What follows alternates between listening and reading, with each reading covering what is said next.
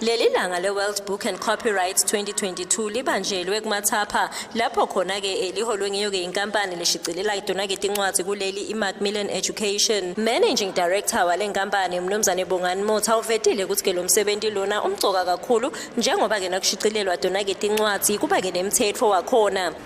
Lo msebenzi lona mkhulu kakhulu kithi umcoka ngoba vele njengoba nadi sibashicilela letincwadi tekufundza etikolweni. La ekushicilelele ke kunemithetho yakhona, and the Copyright Act is the main piece of legislation emsebenzini wethu. Lesingakusho nje ukuthi kube singathaza kubona lizinga lekufundza eSwatini liphakama. I-World Book Day kube phambilini besingakayini leyo platform lokuthi kufuneka si-elevate nesedudu. Sito encourage abantu bonke ukuthi bafunze even ngoba lokho kunemiphumela lemihle kakhulu even emnothweni kakhulu. Simenywa lesicavile kulomcimbi bekungidokotela Celicolo Dludlu ngani ke uchamuka khona ke ehovisini la ka copyright uvetile ke ukuthi ke bafuna ukuthi ke indzaba ye intellectual property yadiwe ngo wonke ke umuntu.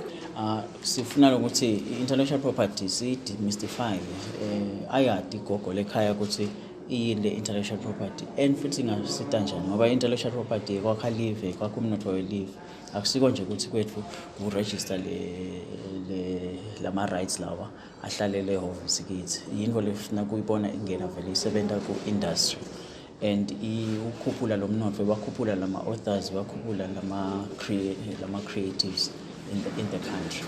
Uyazuza personally, not just say not in the national development, economic development, economic private development, because national copyright.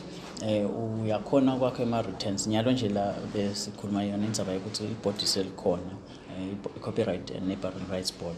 Lelo body lona nje umsebenzi walo kakhulu ibuke lokho ukuthi from the copyright le intellectual property yakho uyi-artist uyakhona yini kwakha imali ibuke lokho kakhulu so ngilo leli tawusidetermine lama rates labhadalwako ukuthi nangabe abantu badlala